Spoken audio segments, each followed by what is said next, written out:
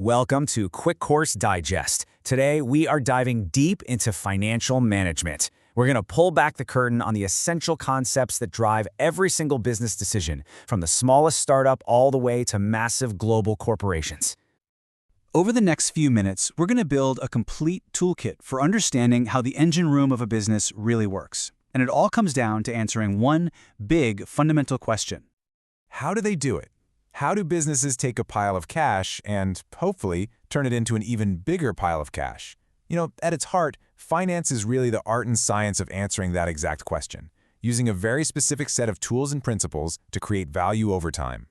So, to figure this out, we're going to build what I like to call the Financial Decision Maker's Toolkit. We'll look at the big picture of finance, learn the language of business, get our heads around time and risk, see how companies raise cash, and finally, how they make those huge investment decisions. Let's start with the basics. Okay, first up, finance itself. What actually is it? And beyond just making a profit day to day, what is the ultimate goal for any company out there?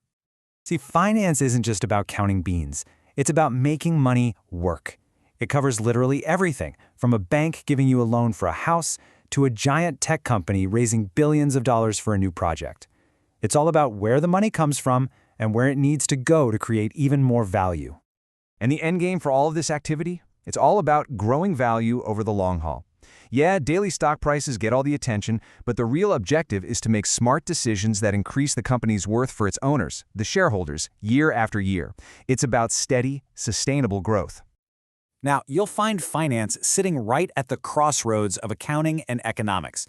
Financial managers have to think small, using microeconomic ideas like supply and demand for their specific products, but they also have to think big, navigating those huge macroeconomic waves like inflation or interest rates that affect absolutely everyone.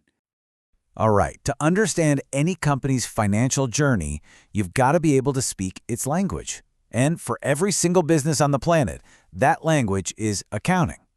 Now, there are two main dialects here.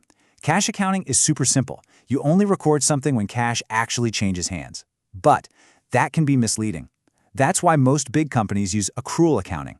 It records a sale when it's earned, not just when the check clears. So if a company makes a massive sale in December but doesn't get paid until January, accrual accounting shows that win in December, giving a way more accurate picture of how they performed. And the whole story is told through three key documents. Think of them as the company's report card. The income statement tells you if they made a profit. The balance sheet is a snapshot of everything they own and everything they owe. And the statement of cash flows follows the actual cash. Put them all together, and you get the full picture. Okay, now we're getting to the absolute core principles that guide every single financial decision. You can think of these as the compass that should always be pointing toward creating more value. This, right here, is one of the most powerful ideas in all of finance. $1 in your hand today is worth more than $1 you're promised tomorrow. Why? Because you can invest that dollar today, and it can start earning a return for you right now. It's why getting paid sooner is always better than getting paid later. And here's a fantastic little mental math trick to see this in action. The rule of 72.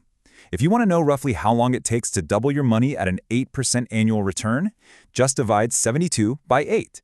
Boom, about 9 years. If it was 6%, it would take 12 years. At 12%, just 6 years. It's an awesome way to see the power of compounding over time.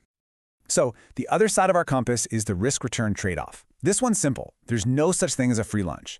Super safe investments, like government bills, they give you low but very predictable returns. If you want a shot at higher returns from something like stocks, you absolutely have to accept more risk. Higher reward always comes with higher risk.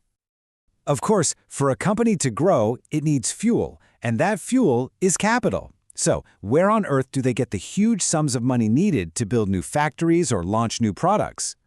Well, a company's funding, what we call its capital structure, really boils down to two main sources. They can borrow money, which we call debt, or they can sell off little pieces of ownership to investors, which we call equity. Most big companies use a strategic blend of both. So let's break that down. Bonds are basically like an IOU from the company. You lend the money, and they promise to pay you back with interest. It's pretty straightforward and relatively safe. Stocks, on the other hand, make you a part owner. If that company hits it big, your little piece of ownership could become incredibly valuable. But if things go south, you could lose everything. So once a company has raised all this cash, how in the world does it decide what to do with it? This brings us to the final and maybe the most important piece of our toolkit, making smart investment choices that shape the future. Well, it's not guesswork. It's a very rigorous process called capital budgeting. So let's say a company is thinking about building a new factory. First, they'd identify the project. Then, they'd forecast all the money they expected to bring in for years and years. Then, and here's the magic, they use the time value of money to figure out if all that future cash is worth more than what it costs to build the factory today. They only say yes to the projects that create the most value. And there you have it. That's your complete toolkit. The whole goal is to maximize value for the long run. You read the story using financial statements. Your guide is the compass of time and risk. The blueprints for funding are stocks and bonds. And you make the big moves using capital budgeting. So the next time you see a headline about a company's profits or a new project they're launching or why their stock price is going crazy, you'll have the tools to actually understand the real story behind the numbers. What are you going to look for first?